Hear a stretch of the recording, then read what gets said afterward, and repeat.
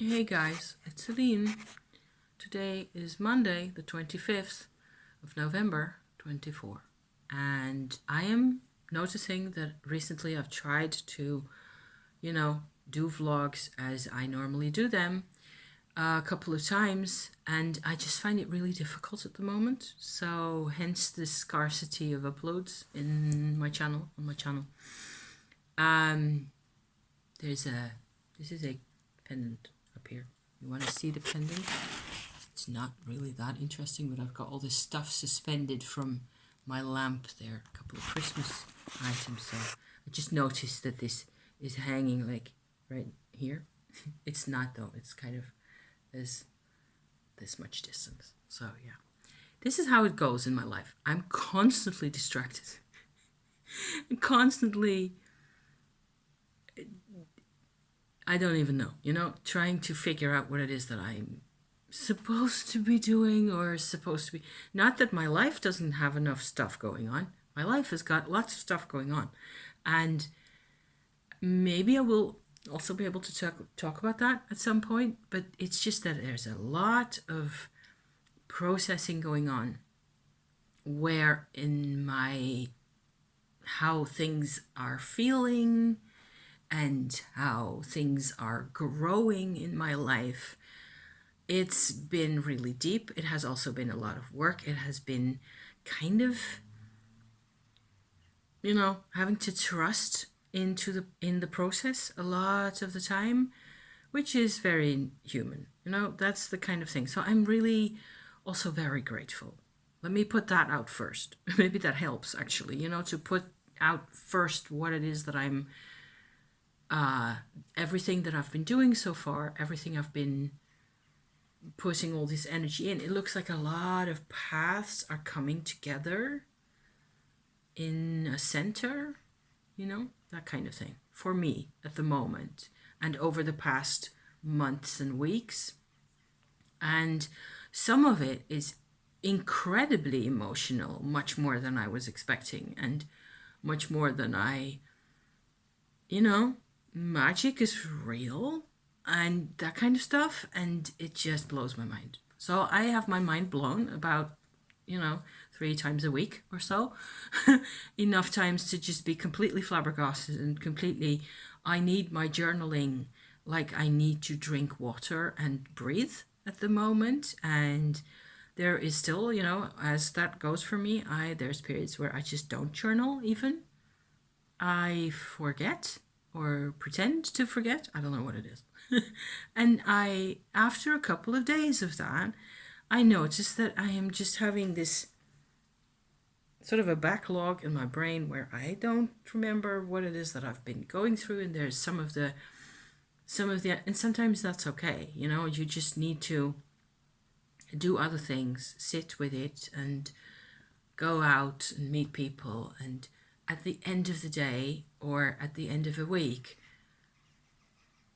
personal growth is also what can you do with it? What results do you see in your experience? And if you look back on your couple of days or whatever it is, what's it feel like now? And is it different? And yes, it is. It is. Everything's growing inside me, around me. I am becoming so much more aware of my surroundings, where what I used to be, I feel ashamed to say it because it shows that I wasn't beforehand. Okay. I was like shut off. I was like being always stuck inside a cardboard box to a large extent. So I have said this occasionally before, and I will probably be saying it again and again. So one of the ways, let me get down to a bit more practical details here. One of the ways in which, so there's things I have been doing myself, and there's things I have been experiencing as a result. There's a back and forth sort of in my life all the time. I notice now that I'm actually here and doing this, with coffee and rain outside instead of the snow we had last week. It was really pretty to look at, and I actually went to be in the snow. I just walked over to the market on the other side of my town on Wednesday morning on purpose, through the snow, because I just love that. So, but it's the typical Dutch model of winter that we get here these days. Over the past couple of years, it's what I've seen most of the time is you get like 2.5 days worth of actual winter where it's cold and freezing temperatures at night and so on. And then it all melts again and it turns into this. And it's very dark and grey, and we'll just have to see how the season goes otherwise. But I have no illusions at all about snow for Christmas or even in January, February, where there tends to be occasional, sometimes there's a cold snap in February as well. But yeah. So this is what we have to sort of look at. So for me, that means turning inward and into the house, especially. And that's one of the things I wanted to talk about, especially, which I've been going on, working on for about a week now, I think, maybe a bit more. Because the atmosphere in my house, okay? This is a house. I've lived here for nearly 12 years now with my husband. And it has been and is a huge deal for us to live in this house. I know this is something that some people will, really be able to relate to or recognize from their own lives, or maybe not. Maybe it's, the total opposite. And you go like, why should you be this attached to your house? It's not even like I am attached to my house, of course, and it protects me from the weather. It protects me from that rain out there, okay? And it saves me a lot of, there's other houses I've lived in, and compared to those, I think this is one of the most comfortable houses I've ever lived in. So there's that. Just in terms of having enough space, for plenty space, actually a bit much space, compared to what we really need. We're blessed with having, tons of space to have the computer and the office space, so to speak, in a separate part of the house upstairs. We've got a nice bath in the bathroom. The bathroom is really old school and very, old tiles and all that. But it still holds together really well. And we have a long, it's a bath that you can actually have a bath in. So that is pretty much perfect. We've got a fireplace here where I've occasionally posted little bits of video also on my channel where you can see, the fire burning, wood fire in my fireplace, which I just think is a blessing. So things like that. Lots of space. And a nice, the house is well, the shape of the house is really well thought out. These houses are really very cozy and comfortable and things like that. And there's enough light on this side, certainly. And in the middle of the house where if you go over to that side, it gets a bit darker, and certainly this time of year. So, yeah. So for those 12 years, really, I've always really appreciated my house. I've felt really grateful for, having the chance to live here, to have peace. My God, yes. To not have very noisy neighbors or people who are, making problems in the neighborhood. None of that. It really is very peaceful, very quiet, and sometimes for days on end in whatever season, whether it's July or November, doesn't matter. There's, quite long periods where there's absolutely nothing going on here. So I'm really fine with that. It can occasionally be a bit boring to the extent that it's also the countryside, and I sometimes miss Amsterdam, but to live, I would not live in Amsterdam anymore if you paid me to do it, because of the noise, because of the crime and the hassle and everything else. And I'm not even talking about the recent developments in political hassle and struggles that people are having over there. I'm not even talking about that. Just in general, 10 years ago, when we visited Amsterdam already, it would be, we go to certain shops. There's a couple of shops that I really enjoy that I don't have in this part of the country, and it's Just for reference, it's like an hour and a half's drive, or more than that if you take the train, which is what I tend to do, typically. I suppose I spend nearly 3 hours to just one way to get to Amsterdam, which is the best for me, I think, in terms of shops and museums and art and those kinds of things. Special, more special, and especially in the more the witches kind of a vibe. It's really very, very hard to get anything decent in this area at all. So in terms of tarot or books or what, I just have to be really lucky. And I am lucky all the time, because I've found all sorts of books and things, and which are just tying in together really nicely, which I may also be able to get to. Long story short, my house, because I spend most of my time here, I have worked on developing more of a sense of belonging here in this country, in this part of the country as well, reconnecting with, if possible, with some of my roots, some of which are actually from here or from the southern part of the Netherlands, which is very difficult to do for me because I don't really have any direct contact with any ancestors at the moment in whatever way. Ancestor spirits, very hard, very difficult to really access at all.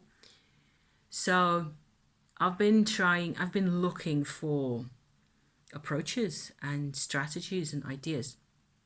And I found a video by Ivy Corvus, and I will link it in the description down below if I think of it, which I will probably be able to do if I make a note of it, certainly.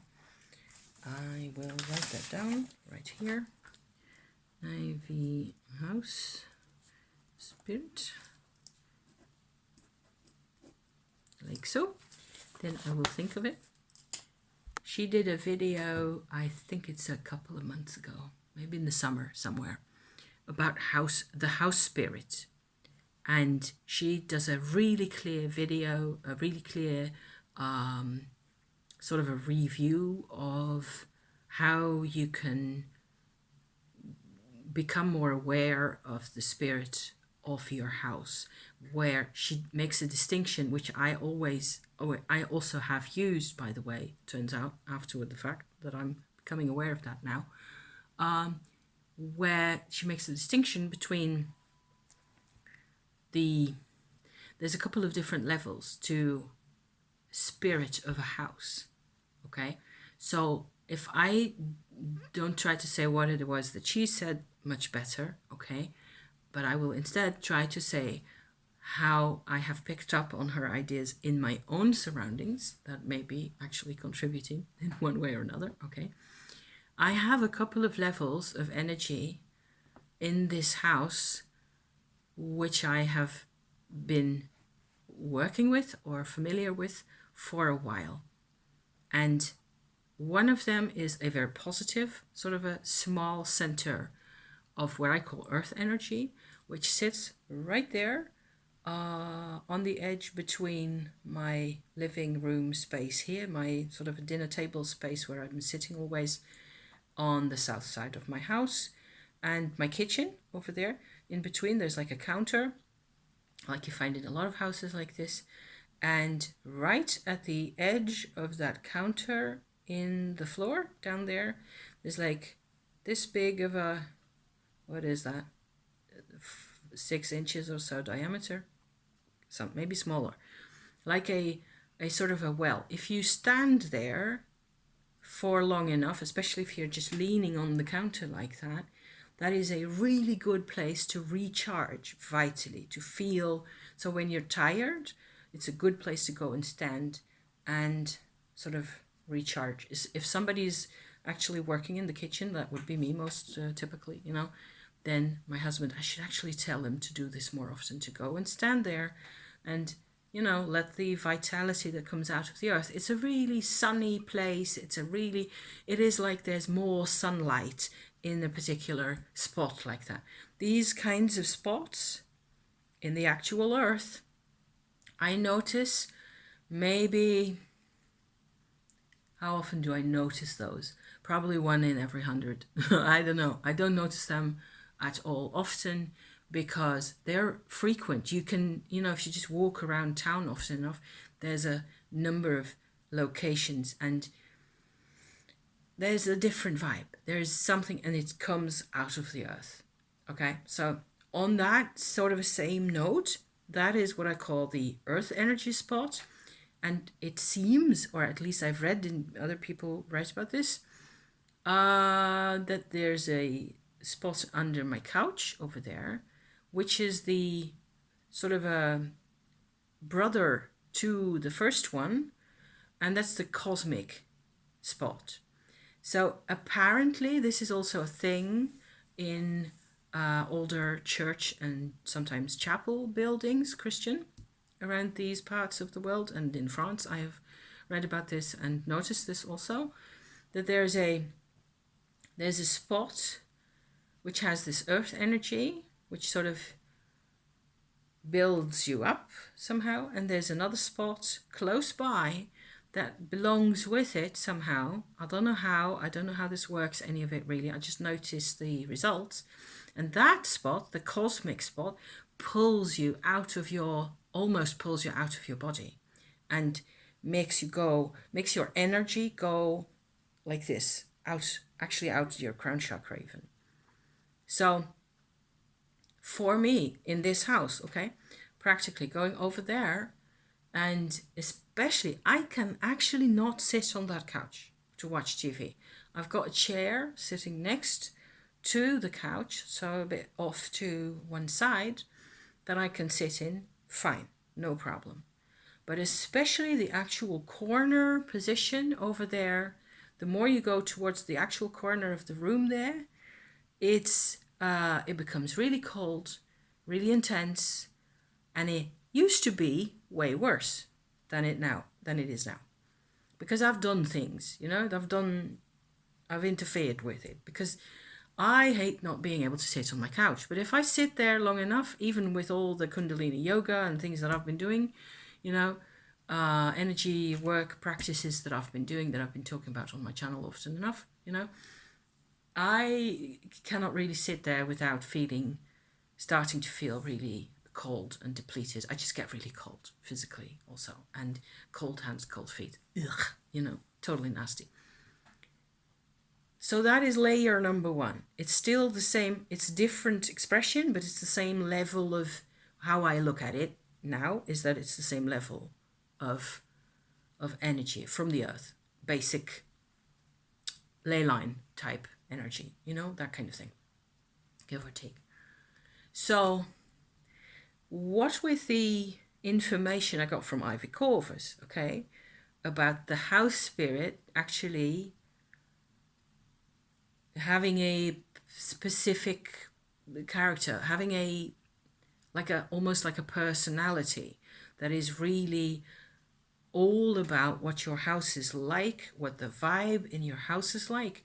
These earth bits, are part of that, and also not, because the earth energy centers would be there even if it was just still the field and the orchard that it used to be 200 years ago. Okay, because it comes out of the earth, it has nothing to do with the house. Only inside the house, I suppose that the house is affected by these spots to some extent, to some degree. Just like it's probably the same in all those houses everywhere, especially at ground level, when you're on the ground floor, so on the earth level, directly, you might be able to feel the difference between certain areas. And maybe there's a spot in your kitchen or a spot in your backyard, or it doesn't have to be inside, where you especially like to just sit or stand there for some reason. That's an indication. This is the kind of stuff that I'm talking about. I just love this. It's so interesting, Things you cannot see but have a big impact. So there's the house spirit itself, which I was connecting to. So 10 days ago or so, 9 days ago, I was sort of inspired by the information I got from Ivy about how my house is relating sort of back to me. And I was feeling it like my house spirit, in a sense, is a mirror. It reflects my life and my husband's life, and to some extent my cat's life, the way we are, all three of us here, and also the way we have been over the long term, over the past years. And the first thing I noticed, there was one thing that sort of jumped out at me, was that the house was sad. It was kind of striking. I wasn't feeling sad at all. I was just noticing a sense of a very slow kind of a presence that had a deep feeling of sadness and some neglect also. And so needless to say, I actually went and hoovered the whole house after that. Not immediately after that, but a couple of days and in a couple of installments. Nearly the whole house has been hoovered now, which was kind of overdue for certainly the, in between floor here with the bedroom and all that, because it really gets very dusty. So appreciate that. Always inspired, always good to be inspired to do some spots of cleaning. I don't housewife very well, so I'd never learned and I will never learn. And I'm just really pleased when something's done, and I don't hate doing it. And I'm 58 years old and my back doesn't like the hoovering at all. My back and my bottom muscles feel like it's a nightmare. So yeah. So I was inspired to do something about it and to do something about the neglect. But the sadness, that I was picking up on, it was different. It was something, and I had so there was like this, how this always works out for me. If I'm attuned to this kind of search for something new, something going on, there will be, I've got tools here, I've got tons of tools. I've got crystals all over the place, pieces of wood. I've got sage and incense. I've got mushrooms. I've got everything, So I noticed that I had this little flask here, like a vial of cedarwood oil. This is an Atlas cedarwood, and we used to sell these back when I was with the incense company. And we had this one and a sort of a regular cedarwood. I think this one's a little finer, and the Atlas cedar is a little, its working is a little different. It's maybe a bit more specific than the regular cedar oil. And it just went click in my brain, where I felt like, okay, the cedarwood oil, if I just would put that into the candle flame, even just had a candle burning just like today, I just put a couple of drops from that flask into the, on the side of the candle, and so that it evaporated. And there's a sense of where, okay, I'm a real fan of cedarwood oil, but I do not use it much. Why? Because I feel that cedarwood oil, cedar, depending on how you pronounce it, cedarwood, yes, a better pronunciation, I think. For humans, it has to do with isolating yourself from other people. So that for me and my life story and my makeup and all the rest of it, that is counterindicated. I should not use things that further isolate me from other people. The same goes for labradorite crystal, for example, except when there's a purple labradorite that I actually use that activates my heart chakra really well, and I cannot wear that for more than a couple of hours. So yeah. Other than that, normal labradorite, blue and green and yellow types, beautiful as they are. I mean, I love those. They're gorgeous. But I cannot really use those vibrationally or to carry around with me in my pocket, because they give me a shield. They shield me off from people. So I will only do that when I feel that I absolutely have no other choice. And these days, that doesn't really happen that much anymore. I just feel like whatever the universe thinks needs throwing at me, I will just have to deal with it. I will just have to figure it out. And if it hurts, too bad. Just bring it on. Is more or less, what's been going on for me over the past couple of years.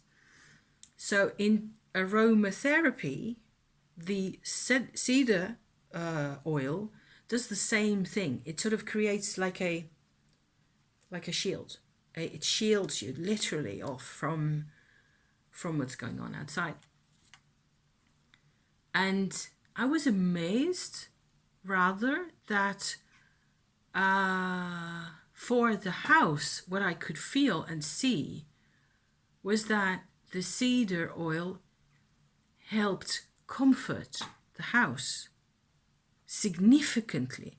And I was just burning that, in a couple of hours' time, putting 2 little drops on the edge of the candle so that the oil flows into the hot wax at the foot of the flame there for a couple of hours, each on one afternoon, I think. And that wasn't last week. It was like Thursday or so, like 10 days ago. So I was surprised at first that was the effect, and it felt so much smoother. It was like there was this before, and there was a sense of complete neglect and of misunderstood feeling, and that's what caused the sadness. If you understand if I'm making any sense at all here, and then the cedar just sort of gave a sense of understanding to that, which is beautiful. I was loving every minute of that. So then what happened is I felt like, okay, so I will make a mixture. I will light a novene candle, if that's what that's called. One of those 9 days, long, tall things that I bought in a chapel that way, a while ago. I thought I will just light a novene candle and use a mixture that has cedarwood and lavender and maybe 2 or 3 other things in. And I made the mixture, just a little of it, and because I've got tons of essential oil supplies in my house, and I can just make that and add a drop or 2 to the candle as it was burning over those 9 days, in the morning and in the evening. And it was just wonderful. I just felt it was completely wonderful to be able to also sort of ritually do that. I don't do ritual a lot of the time, but this was totally ritual. So fabulous. And the initial sense of sadness was very quickly dissipating, and the relationship between us and the house has definitely improved. I've also been able to talk to my husband about all this, and he's completely vibing with it all. And it's fine, because he's always working for us to be able to live in this house. So it is rather a big deal for us to be friends with the house, and the house to be friends with us, and to, sort of mutually understand what it is that we really need.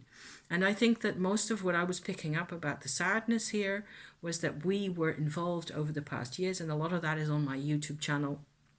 If you go back through my, my uploads over the past couple of years, there's a lot of tough, content there, and difficult stuff, difficult subjects. And a lot of it was just not something that, so if you anthropomorphize this whole thing, into what I think was going on here, it would sound something like the house didn't really understand any of it, what it was that we were doing, and didn't feel adequate to protect us at all in what we were going through, because neither of us felt safe ever. My husband didn't feel safe in his life. I didn't feel safe in my life. And no matter, the house couldn't do anything other than be bricks and mortar and windows, and be as housey as it can be. And that's what it's been doing.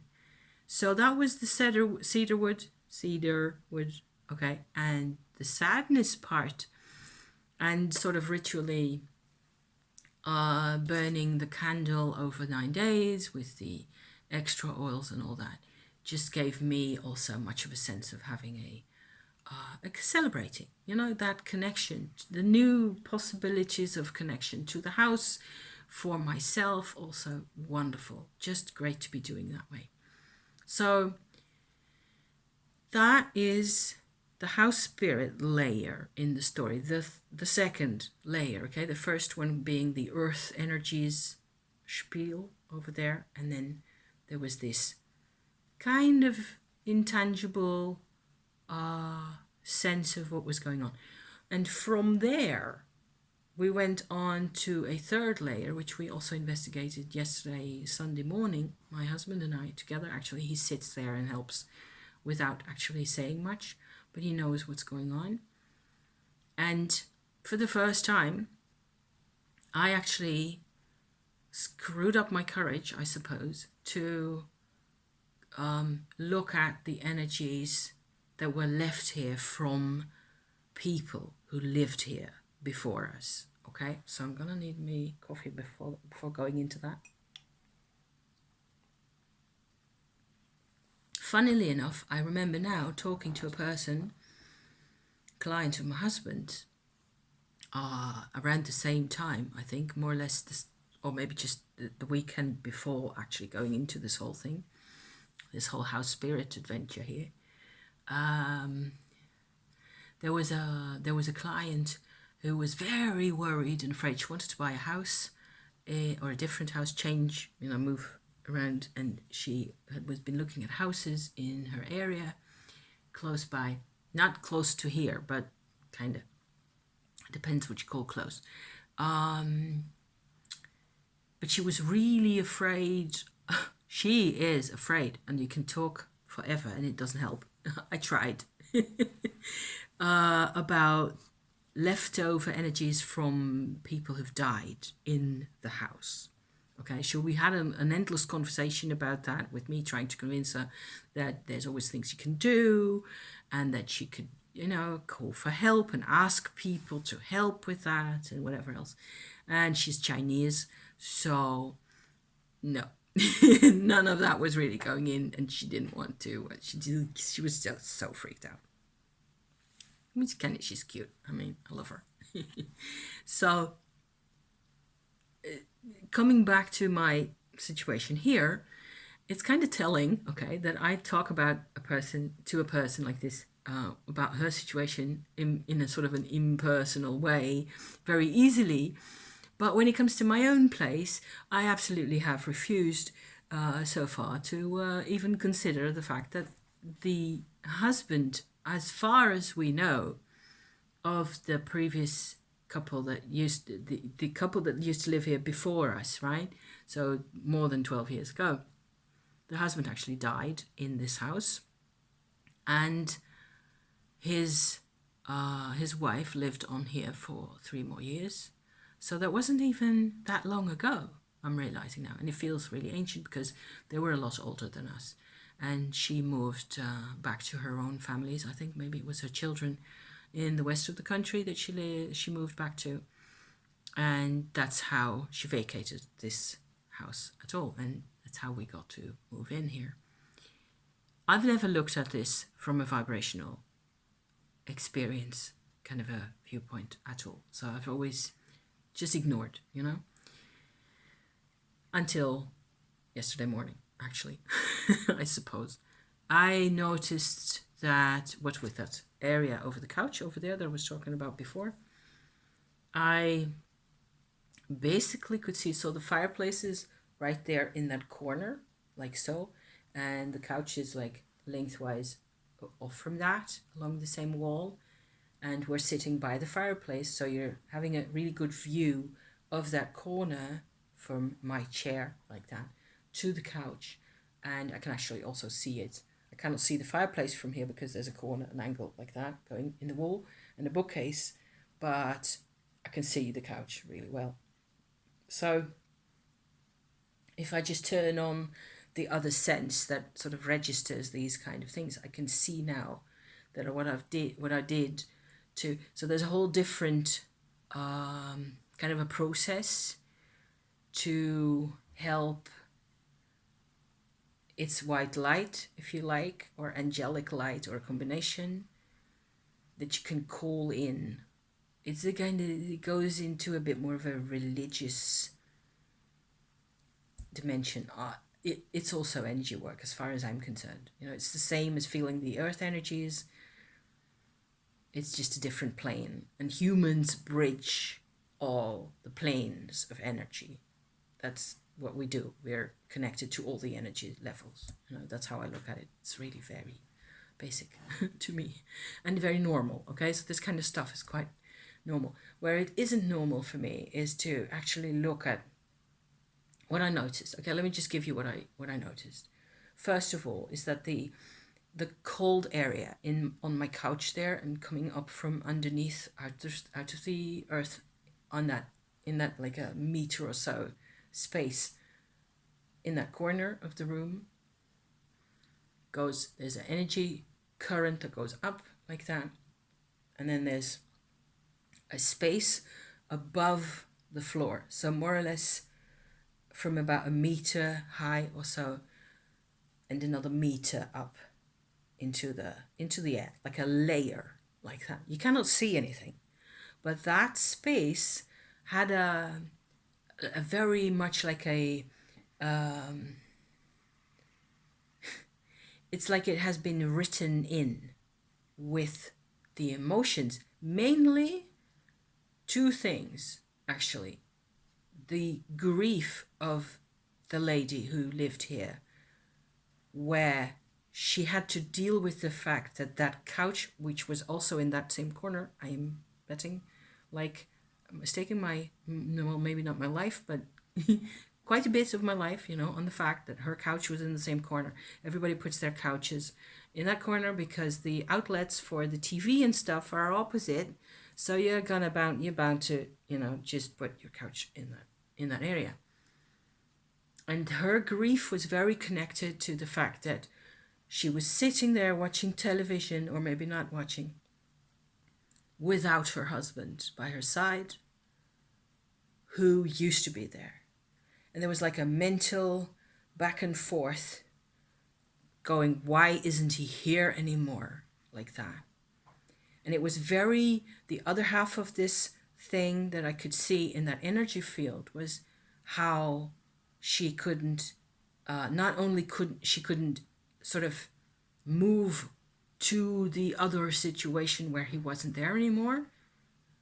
Also, she was claiming the space at the same time and claiming the energy in the house.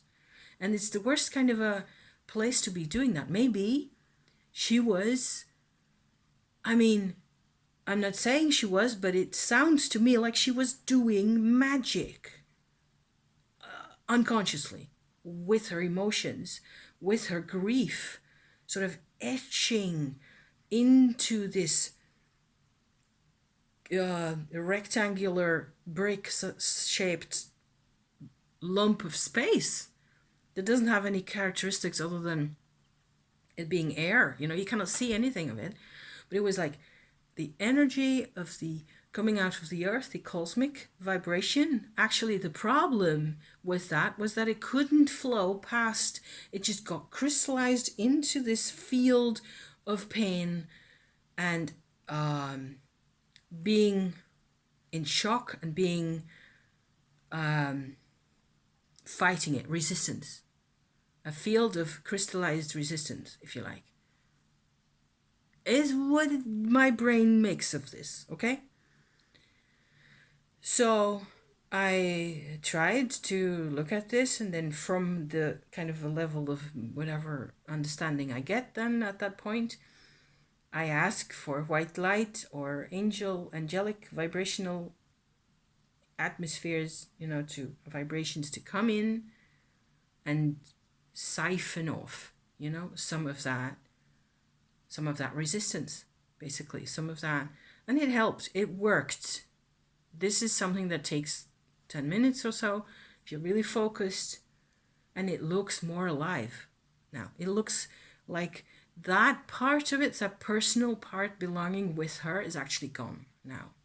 And there's a possibility that the spirit or some of the part of the vital energy of her husband was actually aware of this after he had passed, that he was still sort of being drawn back in by her to some extent. I'm fairly sure that actually also happened. So completely unconscious on her part. She was completely she was suffering. She didn't have any intention to, to be creating a matrix for the house that was going to dominate the whole living room for the rest of eternity. That was never her intention. She was not. I think this is kind of an interesting story, though. Yeah.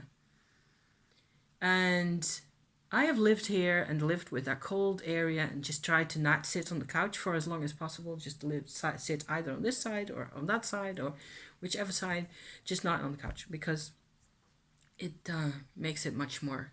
I just, after half an hour, I get really uncomfortable, like I said. My husband can sit on this side of the couch, so on the outer, sort of inner end of the couch, mostly. And before his life changed over, the past couple of years, which I've also talked about, let's not go into all details about that, but he used to be, he used to have a really sort of an unsensitive underbelly. So he didn't feel it as much. And back in the day, he used to sit in the bad corner for breakfast, or having his breakfast early in the morning, all year long. Okay, he's done that for 11 and a half years. And only very recently, somewhere in the beginning of this year or what, I said to him, look, you should really not sit there, because it just eats up your energy, and you're going into work afterwards with already a good 10-20% of your energy being eaten up, having been eaten up, taken from you, when in fact you need your vibes to, do what you need to be doing that day.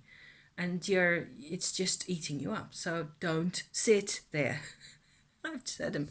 So he finally listened to me and he tried it out. He just went ahead and tried to sit where I'm sitting now. And then he went back to the couch for a couple of sessions, and then he came back here and back and forth, for a couple of weeks, I think. And then eventually decided now he just sits here for his breakfast. And he likes it way better, and he notices now. Now that he knows what's going on, he just, asks himself, okay, do I actually feel it? I actually do feel a difference. It is true, which is, that's how that goes. Man mind, So as it is, that whole thing looks a lot better from where I'm sitting now. Also, I have not gone back to the couch. I see also that I'm nearly 3/4 of an hour in. I've only talked about the house spirit. The house spirits, the house spiritual spiel going on. I have not talked about my cards or my other new cards that are coming in and all that stuff, because it's way kinky and interesting. Well, kinky is maybe not the right word. It looks very cool. Oh my gosh, yes. So I'll do a separate video about that, because hopefully a bit shorter one. I do want to do a little experiment. I'm going to have a little more coffee. And yes, it is nearly cold now, but it still tastes good. And I think that I should not even bother to go over to that spot. It's still very much changing. And the old energy is gone. But the old energy involves, 30 years or so of energy being put in. Because it had to do with this previous inhabitant's resistance to acknowledge the fact, she kept drawing back the old form, if that makes any sense, the form of him being there. I'm so sorry for her. I'm so sorry for everybody who loses their partner. It's just, I cannot even begin to fathom, So maybe it's quite possible that it actually affected downwards into the earth again. There's a possibility of that. you would expect the earth energy pattern to be really stable. Like I said, it doesn't matter whether there's a house built on top or whether it's a field or even running water or anything. You know, the earth energy pattern in this particular in that particular position stays more or less the same. It's very constant for a very long time anyway. So it feels different, but I don't think the problem is completely solved. Certainly not for me to be able to sit on the couch comfortably for a couple of hours. That's not going to happen. If it does, I will tell you about it, you know, ASAP, but not at this time. And it looks to me like I've been working with 3 types of spirit house entities or levels, what I call levels most of the time. And anything I can do for the house benefits the house spirit as well. And the house spirit looks like we did one more thing. We had found little sort of shards of wood that somebody had been chopping in the forest somewhere. Oak wood, really clean, just big splinters, if you like.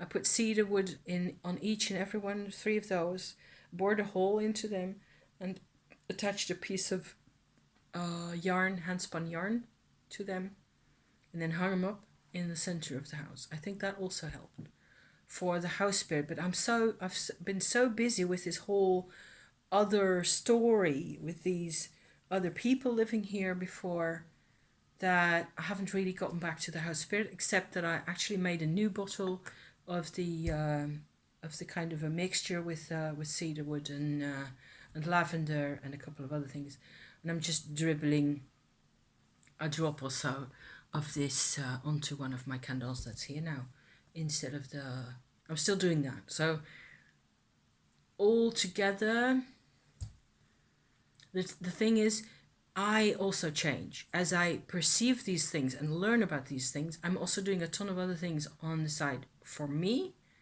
and everything is constantly changing and constantly going like that. It does feel so much more welcoming here, but it's not done. So maybe there's more older stuff that I still can work on. Maybe, which is why I feel really, motivated to keep using my essential oils. It's not just about those 2. It's just, I think that chapter is closed. So yeah. I hope this makes sense to anybody out there. It was 50 minutes worth, nearly, of me chattering on about all this stuff. I will put the link in the description to Ivy Corvus's video, because I felt that was so useful and so wonderful to have a really clear, list of things you can do. And she didn't recommend the cedar. That was just me. That was just me going click like that. So thank you for watching, dear people.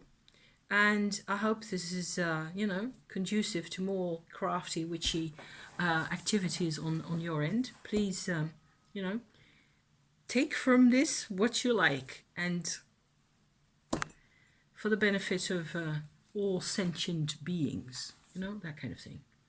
See you next time with cards. Okay, promise. Thank you. See you next time. Bye-bye.